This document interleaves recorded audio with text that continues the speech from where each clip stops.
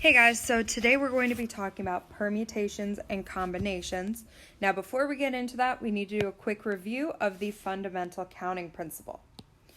So this one has an example. A license plate has 6 letters.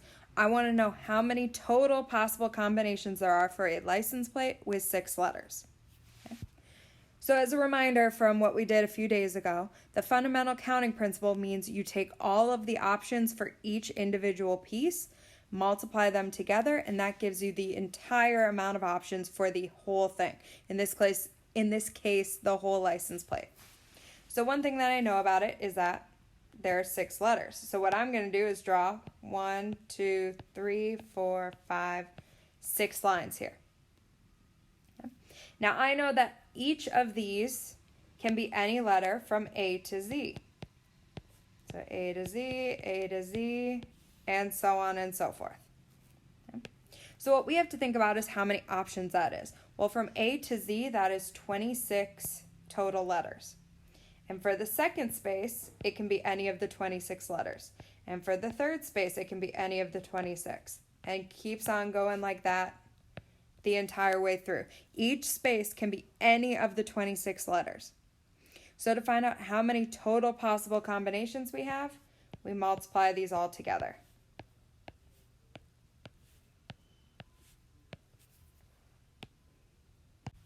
Now when you type this into the calculator, you can either type 26 times 26 times 26 and so on and so forth, or you can type it in as 26 to the 6th power. Either one will give you the same answer, which is a very large number.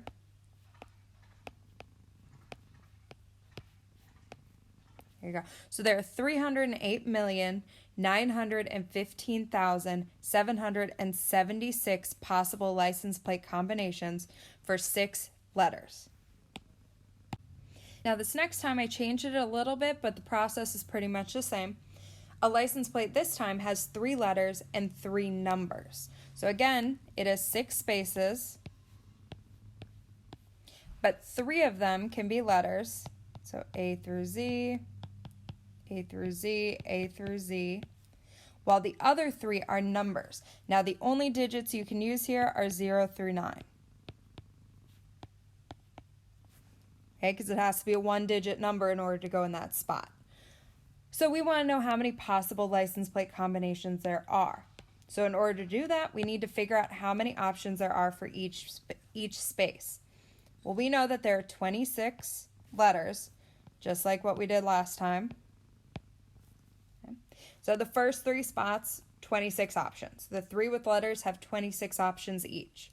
Now 0 through 9, if you want to count it with me, 0, 1, 2, 3, 4, 5, 6, 7, 8, 9. That's actually 10 total options. You have 1 through 9 plus the 0, so that's 10 total options for anything that has a digit.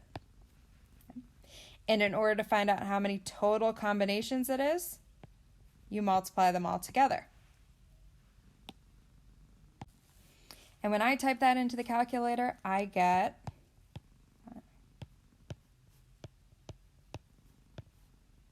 17,576,000 total options for 3 letters and 3 numbers. Now this next one's just a little bit different. We have 6 letters again, so I can draw out my 1, 2, 3, 4, 5, 6 lines here. But this time, the letters cannot repeat. So for the first spot, I know it can be any letter A through Z. So again, that means that I have 26 options here. Well, one of the letters is about to get chosen. Let's say that they choose A for that first spot. Well, for the second spot, now it goes down to only being B through Z. Okay, they have 1 fewer option because one of the letters has already been taken. So that goes down to 25 options. And the next one, well, now 2 letters have already been chosen, has 24 options. Then 23, 22, and 21. Okay? Because those letters are being chosen and they can't be reused, that's why it ends up going down for each spot. Again, we find it the same way we did it before. We multiply, And we end up getting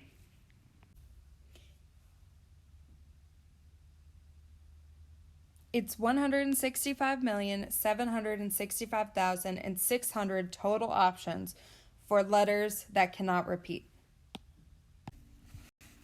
Now that can get really annoying to write out every single option on every single line, especially if you have a ton of options. Like I need something that has 100 different letters in it.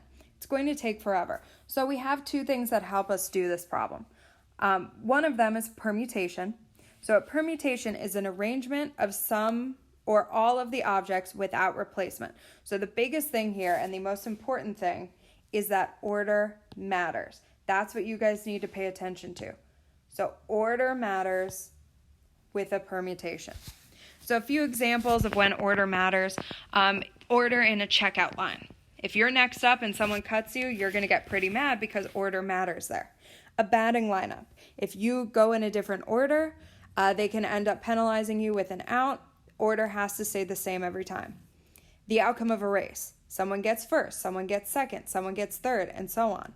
And a locker combination. You could have the three numbers, but if you don't put them in the correct order, it's not going to let you into the locker. So when we go to type this into a calculator, you guys are going to see a button that says NPR. So NPR, well, the P tells you that it's a permutation. Makes sense. Now the N and the R come from the two things that we need to know in order to do the problem. N is the number of items you have to choose from. So how many total options are there? And R is the number of spaces you're filling, or how many are you picking.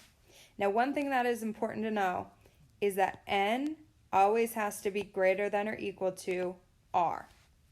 If you only have two options for 10 spaces, you're not going to end up filling all of them. It doesn't work out. So the number of things you have to choose from has to always be bigger than the number of spaces we're filling. And in order to type these into the calculator, I know you guys don't have those yellow ones that we've been using, but there is a button on there for it. We're going to go to Desmos.com and use that to help us. So I know some of you are familiar with Desmos. Some of you have used it in the classroom. It's a great tool. It can graph for you. You can see this button start graphing. But what we're going to use it for is down here at the bottom where it has the calculators. So we're going to click this scientific calculator and it'll take us to the calculator. So it can do a lot of different things. It can do exponents. It can do roots. You guys can use this instead of the yellow calculators since we don't have access to them. But right now we want to click function, and we're going to be using NPR for permutations. So in the next step, you'll see us actually use that button, but just so you know where it is in Desmos under functions. So here we have a group of 32 people running a race. Now the top 3 people are going to get gold, silver, and bronze medals. So on this one, first question you ask yourself, does order matter? And in this case, it does. Each person that crosses the finish line, first person gets gold, second person gets silver, and then they get bronze. So this is in fact a permutation. We have two options. We could draw out the lines and fill in. The first line is this many options, second line is this many options, and so on. Or we can use what we just learned about permutations. Okay. The first number that goes on the left is how many you have to choose from. It's always your bigger number. So there are 32 people that could cross that finish line and win gold. There are 32 people running the race. The second number is how many spots you're filling. So in this one, we're giving out medals for gold, silver, and bronze. So that is 3 total options for medaling. If you have a calculator, contact your teacher and you can find out how to type it in. Right now, we're going to hop over to Desmos so that we can type this in online. Now the way you type this in on Desmos, you have to first click that NPR button. So we're going to click that. And then the way you type it in is you put your N value first, followed by a comma, and then you put your R value. So there were 32 people running the race, and then you put a comma, and there were 3 total slots we're trying to fill. And over on the right-hand side, it shows you the answer. There are 29,760 possible combinations for this race. Now we come back over for the next problem. So there are you need to make a 9-person batting order out of a team of 13 players on a softball team. So again, you ask yourself, does order matter? Well, with a batting order, it absolutely does. This is a permutation. First number is how many you have to choose from. You have 13 players to choose from for each spot in the batting order. And there are 9 total spots that we are filling in this batting order. So again, the first number is always bigger than or equal to the second number. So we hop back over to Desmos. In order to get a new line, you can click the blue arrow in the corner and it'll just take you down to a new space. So we're again going to type in NPR. Now there are 13 players to fill the 9-player batting order. So we end up getting 259,459,200 possible combinations for this batting lineup. And finally here for permutations, 17 people auditioned for the lead role in the upcoming musical. The director is choosing a lead and then an understudy. So does order matter? Yes, it does, because the first person gets the lead role, the second person gets the understudy. So it's a permutation. The first thing we put in is N, so how many you have to choose from. There are 17 people auditioning that could get that lead role. Then you have the spots that you're filling. Well, they're filling 2 total spots, the lead and then the understudy, so 2. Now you guys can hop back over to Desmos. I have a calculator here, so I'm just going to type it into the calculator so I don't have to keep going back and forth. And there are 272 ways that director can fill the lead and the understudy roles. So now with combination, it's really similar to permutation with one big difference. So it's a combination is a group of some or all objects where order does not matter. That's the biggest part. Order does not matter for a combination. So it's like applying for a job. If there are 3 spaces, you don't care if you get the first job, the second job, or the third job. As long as you get one, you're happy. Choosing a student to run an errand. If I need 2 kids to run to the office for me, it doesn't matter if I choose you first or second. You're going to the office. And picking flowers in a garden. If I need to choose 10 flowers, I can choose them on the left, I can choose them on the right. It doesn't matter what order I choose them from. They're all going to end up in a vase together. And we're going to type this in the same way we did with permutation. The only big difference here is in the center. You guys see a C instead of a P. That means that it's a combination instead of a permutation. But you're going to do this the exact same way we just did permutation. So this time we have a basketball team and they're choosing out of the 10 players, they need to choose 2 co-captains. So again, you ask yourself, does order matter? And in this case, it does not. It doesn't matter if you were chosen first or second, the co-captains are at the same level. It does not matter. So that means that this one is a combination. Same thing as permutation. First, we put how many we're choosing from. Well, there are 10 players on the basketball team. Then you put how many you're choosing or how many your spots that you're filling. They're choosing 2 co-captains. So we're going to hop on over to Desmos and type this in. So again, we're going to hit that blue arrow. And this time, the only difference is instead of hitting NPR, we're going to hit that NCR button. But again, we type in our N first, which was 10, and then we had to choose 2 co-captains, so we have 45 options for how they can choose. So now it's your mom's birthday. You want to get her 5 balloons out of the 15 in a store. The order you buy them in does not matter, but out of the 15 balloons, you are choosing 5 of them. And when you go back to Desmos and type that in, you get 3,003 for your answer there. Now on the next one, there are 22 people in the meeting, including yourself. Everyone needs to shake everyone else's hands. Well, can you shake your own hand? Not going to happen. You're one of the people in that meeting, so even though there's 22, you are not going to shake your own hand. So this is a combination. The order does not matter for how you shake hands. But out of the 21 people you have to shake hands with, you're going to go around and shake every single person's hand. So this one, 21 people, 21 hands to shake. And if you type that into the calculator, you get 1 as your answer. There's only one option. You're going to shake everyone's hand. The order doesn't matter for how you do it, So there's one option for how this is going to end up. You shake everyone's hand. So this next one's a little bit more intricate. You have a friend. You want to get into her locker, but she doesn't want to tell you what the numbers are.